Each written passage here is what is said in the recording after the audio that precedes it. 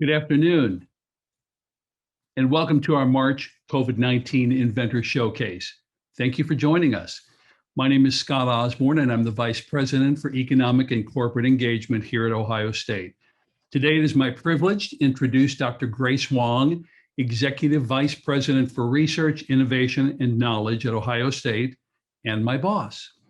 Grace has been part of the Ohio State family since December 1st, and in just a few minutes, she's going to share more about herself and her role and her vision for research, innovation, and knowledge. Prior to Ohio State, Dr. Wong held dual roles as Senior Vice Chancellor for Research and Economic Development at the State University of New York and served as interim president of SUNY Polytechnic Institute. I should note, Dr. Wong received her PhD in Material Science and Engineering from Northwestern University, so she is at home in the Big Ten. Please join me in welcoming Dr. Grace Wong. Grace. Well, thank you. Thank you, Scott, for that kind introduction. I also want to thank Tanya and Smitha for organizing today's showcase. And many thanks to the Center for Clinical and Translational Science to initiate this showcase. This is evidently very timely. So clearly we are in the middle of the COVID. And if there is the time to think about what we have learned from this pandemic, now is the time to think about the post-pandemic recovery and what we can do to build on this lessons learned and a lot of things we have done to continue to expand our research and innovation enterprise. Just to think about the last a little bit over a year, during this time, we invented as a community, many universities worked together, invented new PCR tests. And we also invented antibody tests. We formed partnerships with startups, corporate partners, and commercialized the technology and also scaled up the testing capacity, like what we have done at Ohio State. We right now have the capacity to test more than 40,000 people a week. So that's really quite tremendous for an academic institution to scale up the testing capacity in such a short period of time. And we figured out the supply chain. And we also navigated through many policy issues, including the public health policy issues. And we created predictive models to understand the transmission pattern of this disease. We also created a data dashboard at Ohio State to monitor the situation. And beyond all that, we look into the health disparity issues. We did a clinical trial for therapeutics and vaccines. Just to think about the list I just gave you. And also remember, the first positive case of COVID-19 was reported in the United States in January of 2020, a little bit over a year ago.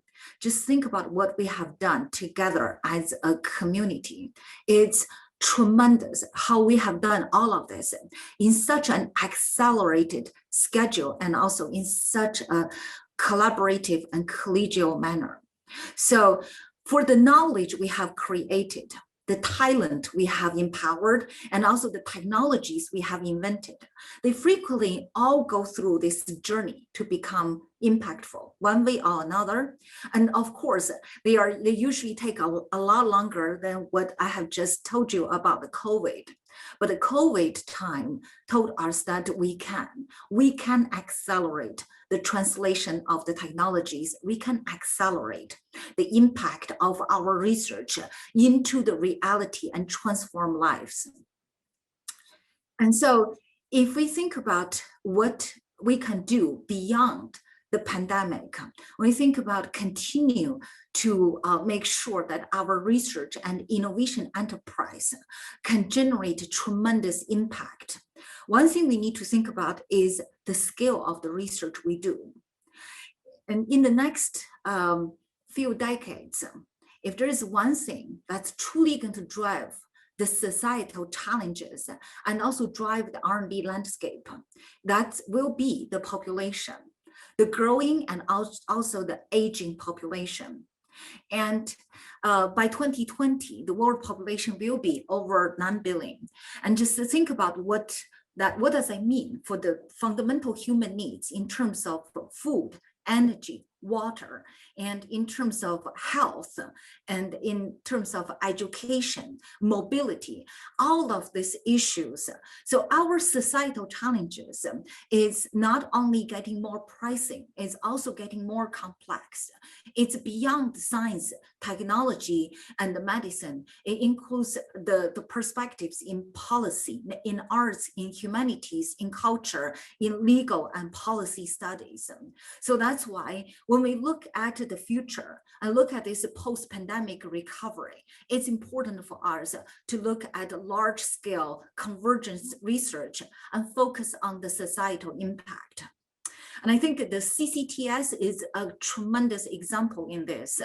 So not only it has demonstrated that we can translate the research in fundamental science from the research in the labs into the clinical practice.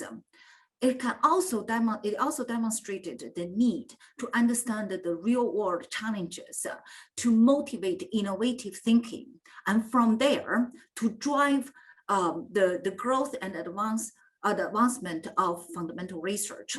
So that's why the translational research by from it's just comparing to the past few decades is becoming even more critical for what we want to do as an academic institution.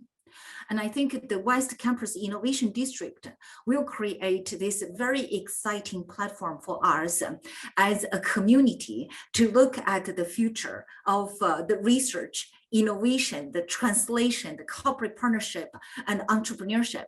And we want to build this innovation district into a place that we call the innovate, live, and play, so that our faculty, staff, students, corporate partners, entrepreneurs, investors, and also the local community can get together and bounce ideas, work together, partner with each other, and we can enable the talent, not only the research talent, the innovation talent, but also the entrepreneurial talent on the West Campus. And so that is why actually I think at Ohio State, this is a very exciting and transformative time that we can lead, not only to grow our research enterprise, but also translate the research into tremendous societal impact. And thank you again for organizing today's showcase. And now it's my great pleasure to introduce today's speaker, Professor Judith Puskas. And Professor Puskas is a faculty member at CFAS, and I had the pleasure to meet with Judith a few times, and I have to say Judith is not only a terrific scientist and engineer, but also a tremendous inventor. And I'll now turn this to Judith. Thank you very much, Grace, for the very nice introduction. And, we are very excited to be able to work with you here at Ohio State. And this opportunity is really great. And I thank the organizers to give us the opportunity to share our research with the audience. So the title is From Breast Reconstruction to COVID-19 Face Mask. And it may sound a little bit crazy, but you will see from the story that is behind it, because behind every invention, there is a story. So our current extended group is shown here. So you can see we have diversity, not only age, but also female, male, and we are trying to further increase our diversity. And today's speakers, there will be Christoph Molnar, who is a postdoc in our group, and Annika Krisch, who is also a postdoc part-time in our group, and Shu Lauscher, who is helping us with the commercialization efforts. So the story will start, but first I would like to acknowledge the supporters. So here is the Breast Cancer Innovation Foundation, And this is a foundation in Akron that was actually formed to raise funds for our breast cancer research. And of course, National Science Foundation, then our great partner, Semmelweis Medical University, and rubber division is definitely kind of my home because I have been working with rubber technology for a long time. And of course, the ADVANCE and the REACH program, and then the companies that are trying to help us. So here comes the story that, based in rubber technology. And my claim to fame is that I won the 2017 Charles Goodyear Gold Medal from the rubber division of the American Chemical Society in recognition of all what we have done for the rubber industry in the US. But I also am a co-inventor of the coating, the polymer coating on the Texas coronary stent. So if any of your relatives or yourself have a stent, you may have my polymer in your heart. So the story about breast cancer and breast implant and the integration of breast reconstruction and chemotherapy. Everybody realizes breast cancer is a terrible disease affecting a lot of women, actually some men as well. And the story started in 2000 when I was still teaching in Canada. Before that, actually, I was working in industry in Canada.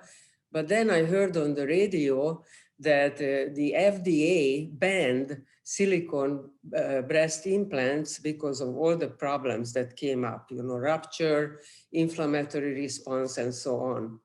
So you can see when they implant the silicone implant into the body, and that actually happens with every foreign material that you implant. It forms this terrible scar tissue, and this causes capsular contracture. And this is the major problem with the silicone implants, because it's not only painful, but it can also push on the implant and rupture the implant. And look at this also, that the low molecular weight or liquid silicone ingredients can seep out of the silicone breast implant. So I said, I have been working with a rubber that is better.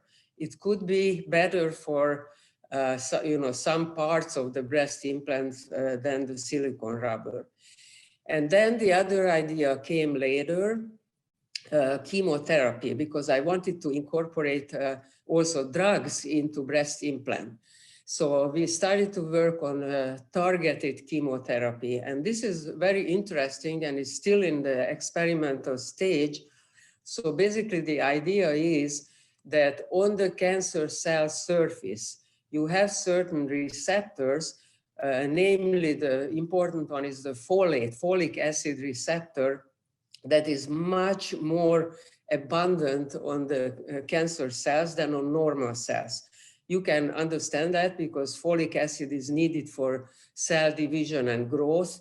That's why pregnant women, including myself when I had my children, we were given folic acid supplements. But it's a very similar idea that the cancer cell grows very quickly. So the fundamental idea was that if you attach folate to a drug, then it will attach itself to the folate receptor on the cancer cell, then it goes inside the cell and releases the drug inside the cell and kills the cancer cell, and leaving the normal cells unharmed. So this would very much reduce side effects, and this was shown in animal studies. And we had a few, or the US had a few clinical trials on this, but it's still not, it's still in experimental stages. So we are developing some of these materials. So now the next one is the combination of all of this. So this is the integration of breast cancer diagnosis and treatment with reconstruction. So you have your implant, and I want to coat it with a new polymer that will contain the drug, And also some drugs can serve as imaging agents, so you know where the drug goes. And then also the targeting folate residue or other targeting agents. So this is the fundamental idea. And I have been working on this idea for a long time. It takes a lot of money and a lot of effort. And I am very proud that we were one of the winners of the 2012 Health Imagination Challenge of General Electric. And they gave us 100,000 seed money. But unfortunately, they didn't follow up with supporting us through commercialization. So going back to the breast cancer or the breast implant coating, so this is what you can see. An implant covered with the mat, and the mat looks like this under the electron microscope in the middle, and the drug is inside the fibers. So then it slowly releases from the fibers, just like the coronary stent, the drug-eluting coronary stent. But in this case, we want to put in anti-inflammatory or cancer drugs. And this is basically the fundamental idea. So now when the Ohio State University announced that, asking scientists, do you have any ideas for research related to COVID? Then I was thinking, no, I don't have anything on COVID. I don't work on COVID. And then suddenly it hit me, like seriously, like the light bulb going up in my head. Hey, we have this fiber mat. So I tried it. I made a mask out of this fiber mat. You can see it's rubbery. So it kind of sticks to your face. And it's also water repellent, like some natural leaves in nature. And one problem, the mask, you want to have it comfortable. It was comfortable for me. You want to have it water repellent, so it doesn't get wet. And also what is coming up, that what do you do with the used masks? So you can see here on the left that we are generating, again, a lot of junk in terms of the masks, which are polymer-based. And look at the poor turtle on the right that struggling with the mask in sea. And finally, before I pass it on to Christoph, I would like to emphasize that actually you can take this mask, you can redissolve it in a solvent, and you can recycle it. You can make a brand new mask out of the collected old dirty masks. So I think we have a lot of promises. Of course, we have to deliver on the promises. So I am passing it on to Christoph, who will talk about the next part. Thank you, Judith.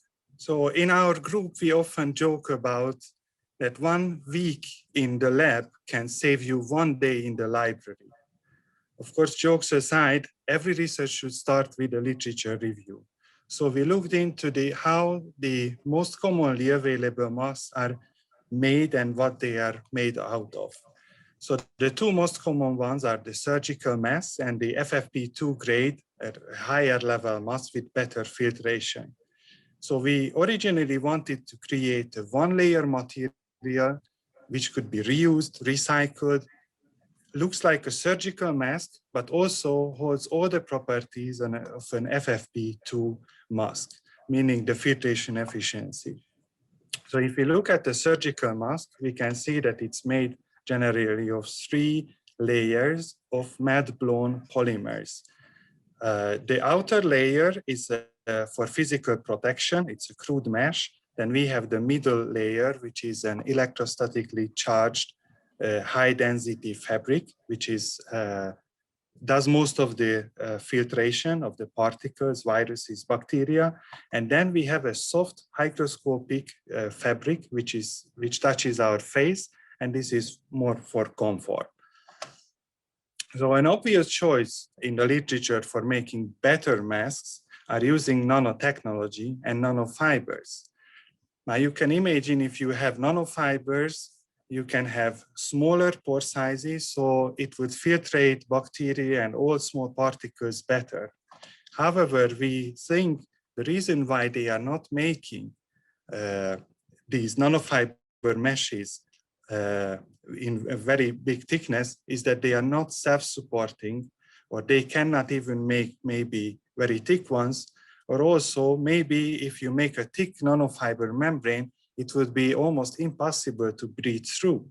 So most of the scientists, what they do is they use a pre-existing melt-blown mesh, just like the surgical membrane, the surgical mask, and cover it with a thin layer of nanofibers, just as you can see on the electron microscopic pictures.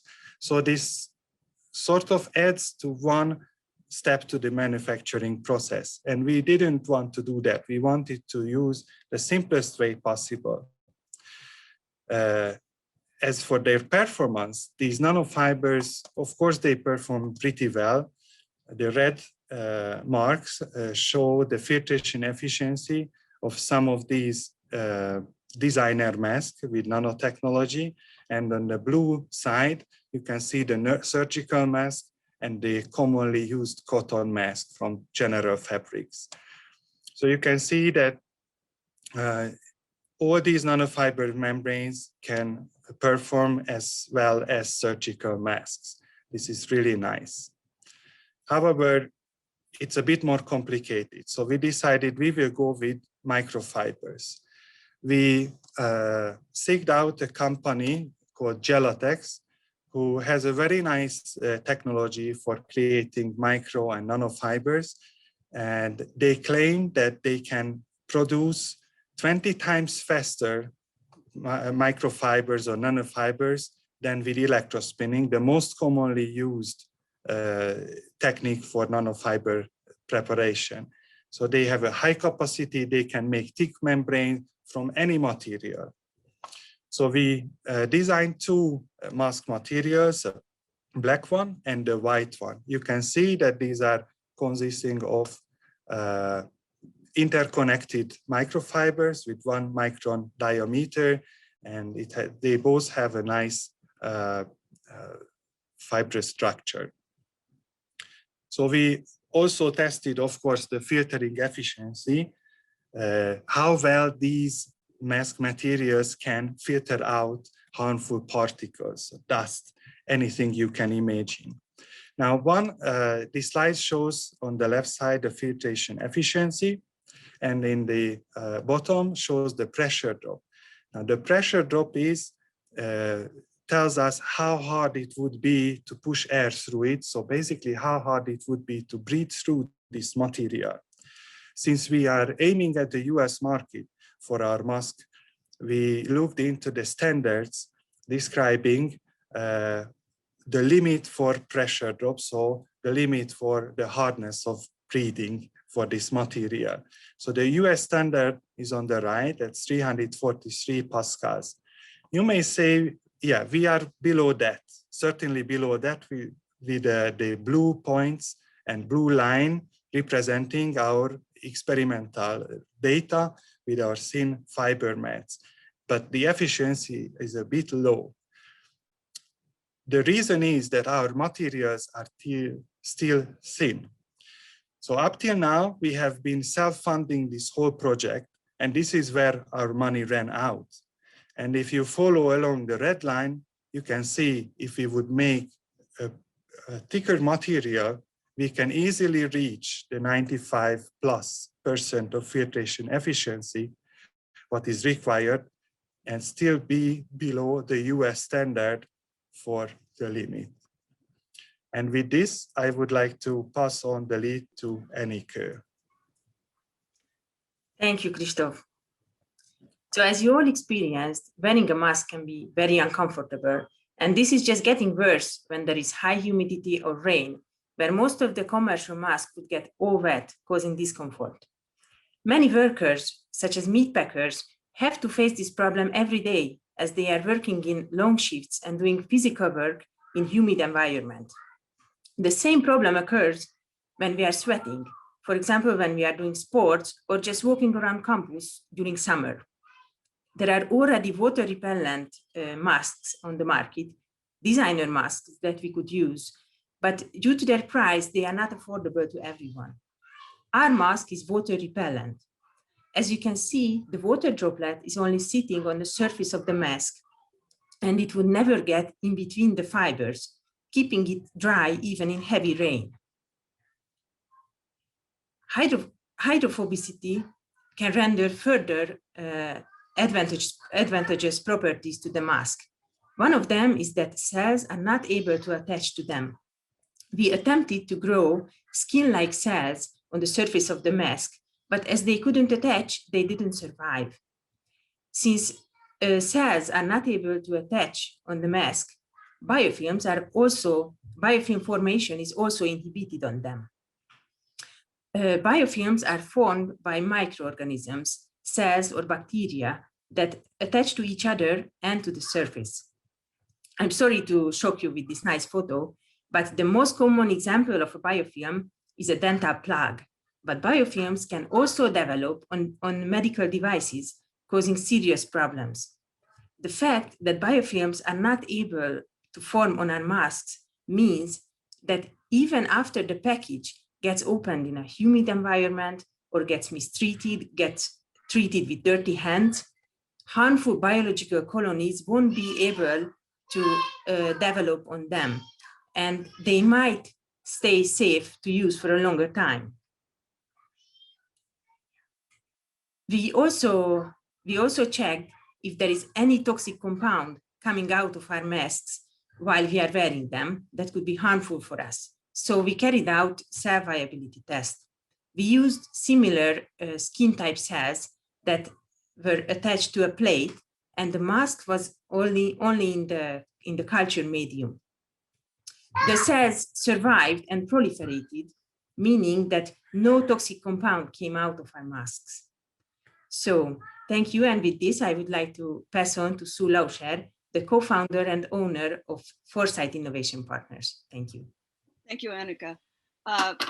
So I have been working with Dr. Puskas's team since 2016 on a number of various innovation projects. And she and her team have proved to be a very critical R&D partner for us. We have developed a number of innovations that actually for my company has resulted in some other spin-out companies and also investment in other partner companies that I think awards for all of them. In particular, we started working on a material for a ballistics project and develop a new less than lethal round for use by law enforcement and military in response to crowd control situations, riots, and other types of environments. And what we found with this material is that we thought that it had some other applications, and we started looking at them. And we took this proprietary material and started using horse spinning technology and found that we could spin mats that would prove very useful, we think, in wound healing. And we're working with a partner on investigations related to some particular bandage solutions for DoD environments that would translate into pre-hospital applications as well in the private sector. But what we found was that this probably would also provide a platform that would be very useful to the mask concept that Judith developed as well. And so in the next section, I want to talk less about the technical, but more about kind of the market that we see. Now this slide you'll notice has a lot of numbers on it. They are very preliminary. We just started looking at anything that we could find on the open sources about the scope of the market. You'll notice that in 2020, of course, there's been a huge influx in the market, $15.6 billion. It's a dramatic increase up to, related to COVID-19. But as you start looking out, the good news is that all projections so far look at a cost-adjusted growth rate in the positive going out for the next 10 to 15 years. And so we think that this is really a good investment opportunity at this time to pursue this technology. If we look at the next chart, what we'll be seeing is that we think that beyond COVID-19 response, we have opportunity. Specifically with COVID though, let me back up and just say that we have submitted a white paper to the Department of Defense. They particularly were looking at some early COVID N95 mask replacement funding. We have not heard back anything on that. And that was using the material. I submitted that it's been several months ago now. But we're fortunate that one of our partners has been funded by the Department of Homeland Security in a phase 1 STTR to demonstrate a complementary technology for killing COVID that would make a nice insertion into the mask and into the material that could lead for a future expansion of the market of this mask and the material itself. But beyond that, we look at other biomedical crises such as Ebola, bioterrorism. If you think about some of the environments where these activities are undertaken, such as jungle terrain, tropical environments, I think the nice performance of our material in those environments makes it a really attractive product for international developmental agencies. General medical applications and disaster response are other areas. So we really think that with these desirable features and providing unique marketability, unique enhancements, that we have something that we need to pursue. We hope that we can bring other partners on board. And we're just so thankful for the opportunity to have all of you join us here today to learn about our innovations. And we would invite you to reach out to us in any way possible. We have direct contact information on this slide. We're more than happy to field direct questions.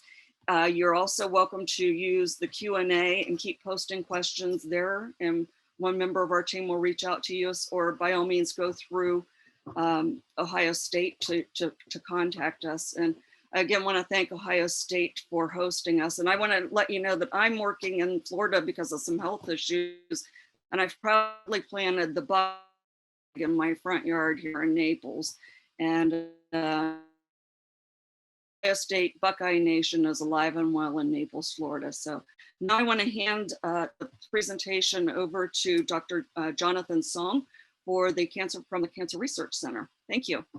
Thank you, Sue. On behalf of my co-director, Dr. Matt Ringel, who I also noted is actually also the deputy director of the CCTS, I'd like to thank the organizers of the CCTS Inventor Showcase for the opportunity to share some details in our vision for our relatively new Center for Cancer Engineering. So why cancer engineering, some of you may ask.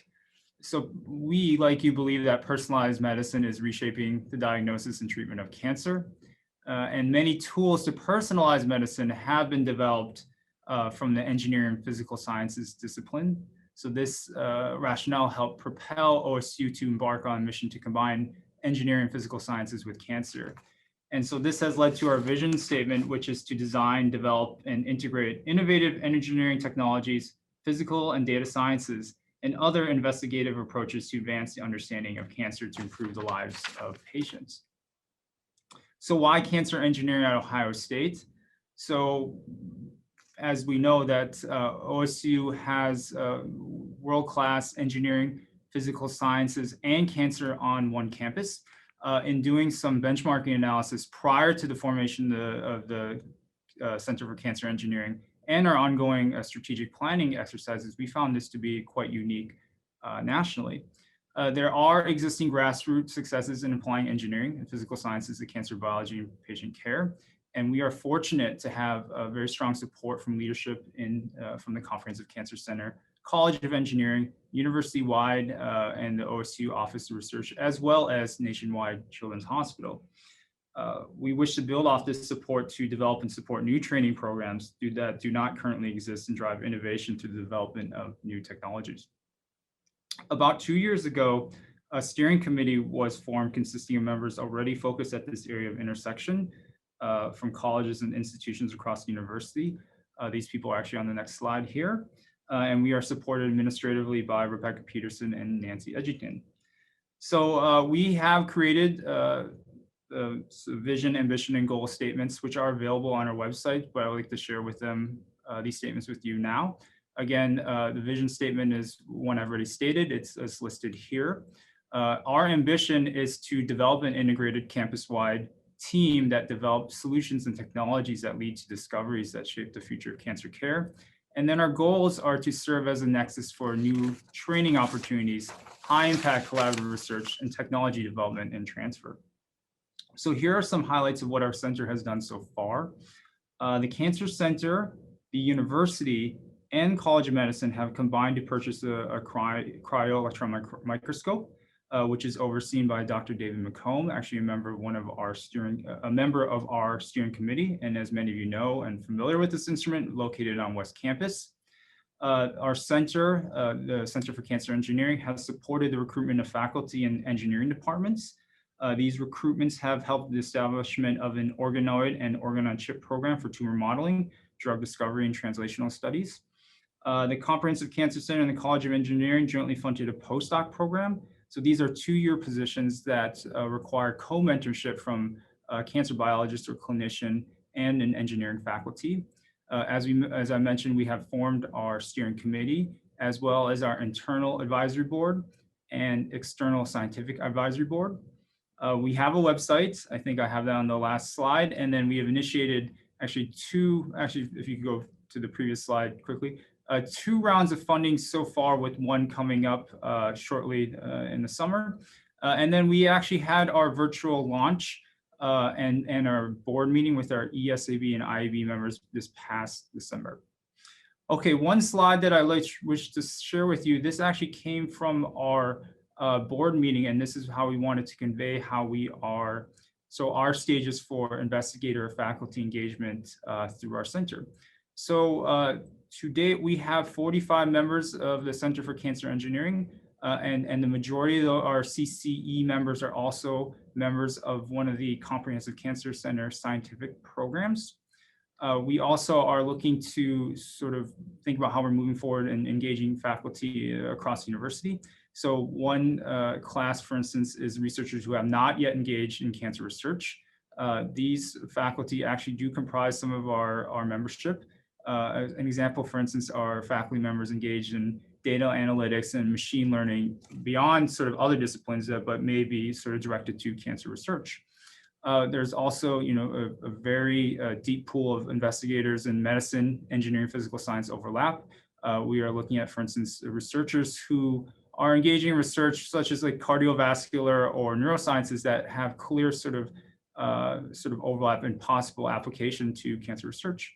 And then there's also the non-overlapping work that can potentially define new areas or new fields. And this presents an opportunity for us to engage with, for instance, other centers and institutes on campus. And then finally, Dr. Ringel actually had, this is a final point in the previous slide, had negotiated support through the Comprehensive Cancer Center to support the recruitment of faculty up to 6 to 8 in the upcoming years.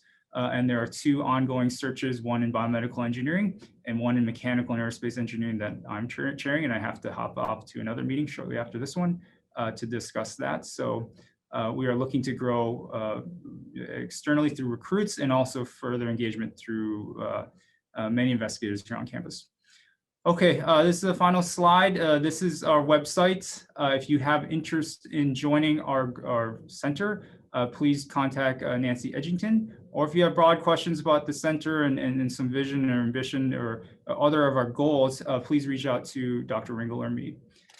And with that, I'd like to turn over the presentation to Dr. Scott Shearer, Professor and Chair of Food and Agriculture and Biological Engineering from CFAES. Jonathan, thank you very much for the kind introduction. I want to continue a little bit with discussing some of the faculty expertise that we have within the Department of Food, Agricultural, and Biological Engineering. Our academic home is in the College of Food, Agriculture, and Environmental Sciences, but we also have a responsibility and obligation within the College of Engineering as well. So it's an academic unit that crosses 2 lines. What I want to do is talk about a few of our faculty members and talk a little bit about their research and get people thinking a little bit differently about maybe the marriage between these two colleges. Dee Jepson is our agricultural health and safety individual. She's been working a lot with respiratory situations, especially dust and things encountered in agricultural facilities. One of the more unique things she has done is she fosters heads up the Ohio Agribility Program, where she's been working with farmers that have had disabling injuries that keep them from going back to their career in agriculture. And so she's working with assistive devices and getting these people back to a productive level. The other thing that's been very interesting about Dee's work is she's worked a lot with lighting and marking for some of the populations in the state of Ohio that use horse and buggy still. So it's kind of an interesting, wide-ranging group of areas that Dee's been working in. The next faculty member I'd like to talk a little bit about is Margaret calcic. Margaret's a relatively recent addition to our faculty through the discovery themes. Margaret has been doing a lot of watershed modeling. As most of you are aware, the harmful algal blooms going on in the Western Lake Erie Basin have been tracked back to nutrient sources such as dissolved reactive phosphorus. Margaret is partnering with ARS. ARS is doing a lot of edge of field monitoring, but Margaret is looking at best management practices that keep or minimize the offsite movement of dissolved reactive phosphorus. And so, tremendously talented individual, very instrumental in assembling the program at the state level known as H2 Ohio that's going to cost share on best management practices. Next faculty member in FABE I'd like to discuss is Ganul Kauchinch. Ganul's been doing some very interesting work on encapsulation of bioactive compounds. In other words, what she's able to do with some of these coatings is control the release within the digestive tract, as opposed to nutrients being taken up, passing through the small intestines and into the large intestines without being absorbed. She can control the release of those nutrients. So kind of an interesting thing. She's also been working with gaseous sanitizers for fresh fruits and vegetables. Another unique aspect of what Ganul brings to the table is she has developed the AWARES program, the Aspiration for Women's Advancement and Retention in Engineering and Sciences. That is a peer mentoring program where she engages with industry to kind of give our women students a leg up in industry and also partners that they can work with and learn from in terms of navigating the workforce. Next slide. I want to talk a little bit about Kara Mansell. She's been doing some very interesting work. Historically, she's done a lot of wastewater treatment, especially for mound systems in rural Ohio, as well as septic systems. But the more recent thing she's gotten engaged with is wastewater treatment for food processing plants. She was able to develop and install a biofilm reactor, if you will, that cut the wastewater treatment costs of a processing plant here in the state of Ohio by nearly 80%. And so she enabled a family to continue in business at a significantly reduced cost while still meeting EPA discharge requirements. Next faculty member I'd like to talk a little bit about is Jay Martin. Jay Martin has been working on a couple different fronts. Obviously very engaged with H2 Ohio and looking at farmers' adoption of best management practices and obviously nutrient runoff into Grand Lake, St. Mary's and Western Lake Erie Basin. But the other thing that Jay is very involved in is some of what's going on in the major metropolitan areas with the consent decree with EPA, and that is sanitary sewer overflows and the role that stormwater management plays in those. Jay's been very active in Blueprint Columbus in terms of developing green infrastructure to better manage our runoff from these events, rainfall events that occur in urban areas. The next faculty member I'd like to discuss a little bit is Ryan Winston. Ryan has been very instrumental in the Blueprint Columbus program in terms of looking at the effectiveness of this. But more recently, he's also gotten involved with the Water Resources Center in terms of looking for evidence of COVID-19 in wastewater. This is a great predictor of the incidence of COVID-19 and the spread of disease. But if it can be extended to a lot of other diseases, it might be a great way to look at things. So again, Ryan in this case is participating with the Water Resources Center on that. The next slide. Linying Zhao has been working a lot in agricultural air quality. She is our resident air quality expert, but she's come up with a relatively innovative electrostatic precipitator for removing particulates from the emissions from total confinement animal housing. The other thing that she's been very effective with is removing some of the ammonia from those air streams as well. Obviously, it has to do with animal health as well as human health in terms of worker protection. So again, brief overview of what's going on in the Department of Food, Agricultural, and Biological Engineering at Ohio State. Happy to field questions should the occasion arise, and if you want to be partnered with some of the researchers. Thank you.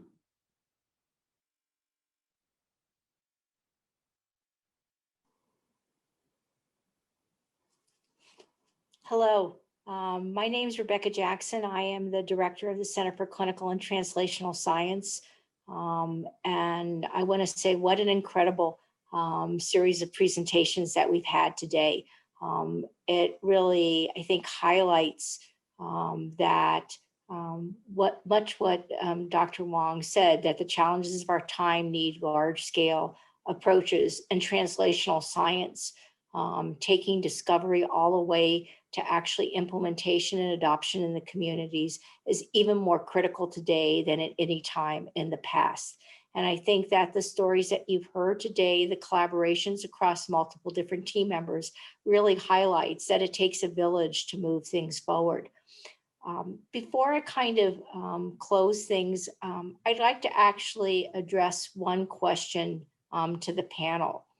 And I might start off with Dr. Puskas and ask others to join in if they'd like.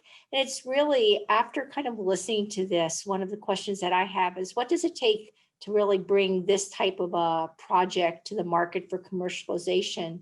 And what types of collaborators should be at the table in order for this to be successful? Dr. Jackson, I will start with you. I would like to have a meeting with you because I think with actually with the breast implant or the integration, we are close to to the clinical translation stage. I feel from my engineering background, so I need the help. Healthcare professionals and collaborating together. Now, this COVID mask, I thought, as I mentioned, it was kind of a pivoting of the technology because this is a lower hanging fruit. For the breast prosthesis, you need a very lengthy and very difficult approval process. So this mask application and the bandage application, they are all based on the polymer I have been working, or the rubber, I should call the rubber I have been working on. So, we are very close and we can get the right people together. I think we would be able to commercialize it, even brand it as a Buckeye, mask. That would be nice. And just wanted to mention that we are currently working on a full proposal. We were invited to submit a full proposal to NSF for an engineering research center.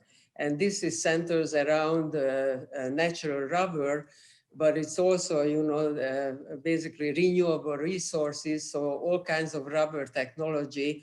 So we also, that is a very exciting development, and hopefully it will be also helping us to get things into clinical practice. And I already have this Texas coronary stent coating in clinical practice. So I'm very happy that before I die, I actually have my polymer in 10 million people's hearts. But I would like to have the breast implant in a lot of women's breast, to help. So if I could add something there. That'd be great. Judith, if I may, could I add something there? Yeah, from a partner standpoint, I think one of the things that has been hindering us has been finding a good partner to spin the material for us in all of these projects. It's been hit or miss trying to find a good industry partner, and also going out sometimes overseas, especially with COVID, having that flow of materials has delayed the research and the testing. And that would be a place, we talked to Mayo Clinic research at one point, sent them some samples and asked them if they could spin for us. We tried to reach out to a national lab. There just aren't enough research centers that have this type of high-end material spinning equipment that could do it on a high enough capacity that lead to early production capacity. And this is a place where I could see a university stepping in as a partner and maybe later spinning it out into an early manufacturing type of capability. So that's an area where I think there could be some good collaboration. And that's, I think if Dr. Puskas and I could meet with you, maybe we could explore those types of discussions. Wonderful. So I think that what both of those comments, and I'm certainly think it's probably true of everybody, that really convergent science and I would say convergent translation is something that as a land grant institution is something that should be at our very core. And I think that is Ohio State's competitive advantage, that as we've seen today, from biomedical engineering to material science to food agriculture, environmental science to clinical medicine to even public health and distribution, that if we can all bring those areas of expertise together and think about how do we do this, and how do we think about bringing all our stakeholders together from the beginning and then having those kind of either seamless handoffs or finding, using kind of wisdom for how might we move these forward, how can we support these kind of projects more effectively, that things like this, and in fact, across all the COVID-19 inventor showcases can actually realize that of getting great new inventions into society's hands. So again, I want to finish up, so we finish up on time. I'd like to thank Dr. Scott Osborne and Dr. Grace Wong, who really set off the beginning of this program and kind of set the stage for us to think about translating your best science and moving forward to actually address problems. Can I have the next slide, please? I also want to thank our panelists. One of the most exciting things, Woody Hayes was a dear friend of mine, and he wrote a book that many of you might know, which is You Win with People. And certainly this research and collaborative team is a great example of the fact that very smart people working together, being willing to cross boundaries and to keep their eyes on being nimble and responsive, but still understanding that direction that they're going together can clearly move forward and be successful. So thank you for sharing your story about moving forward with all of us. Next slide. I also would like to thank all of our partners. I said it takes a village to do this science. Well, it also takes a village really to think about how do we create an entire translational innovation platform and infrastructure. And you can see that there have been multiple partners who are involved in this activity, both within the university as well as our external partners, because it takes a lot of different perspectives at moving forward. And it's many skills. I think many of us were trained to be very, very good scientists with discipline and domain expertise, so great depth. This requires us to go a little bit outside our comfort level to kind of join hands across areas. And I think that the partners that you see which range from engineering to College of Business and everyone in between. Ohio State and nationwide children's really shows what we can do together. So thank you so much for all of you who've worked together for us and putting on this series. Next slide. Our next Inventors Showcase will be focused on looking at handheld ultrasound diagnosis of COVID-19. That will be the day before tax day, so get your taxes done early so you're available to spend the time with us over lunch on April 14th. And the resources that will also be highlighted include the Programmetric Computer Vision Lab and Civil, Environmental, and Geodetic Engineering. And you can see our speakers that go between emergency ultrasound and EE in civil engineering. So I think it's going to be really exciting to kind of see that next level of additional studies for earlier diagnosis. Next slide. And then lastly, one of the things is that we really want to meet the needs of creating a community of people who are interested in translation, innovation, and commercialization and entrepreneurship. And so we really want to know if these programs and other programs that we're developing within our translational innovation program of a benefit to you. Are we moving the needle? How can we serve you better? So there will be a program evaluation survey that many of you will receive. The completion date is soon, i.e. March 19th. So either after a couple of green beers for St. Patrick's Day or some corned beef, which will make you in a good mood, please fill out the survey, give us an idea of the things where you see there's gaps, where you see there's facilitators and barriers, things that we can do to really support all of your mission. I think last slide. Again, I thank all of you for attending, and we have been pleased to bring this. This COVID-19 Inventor Showcase is supported by our CTSA hub to the National Center for Advancing Translational Science. Thank you for joining us, and we look forward to seeing you all on April 14th. Have a great end of your day.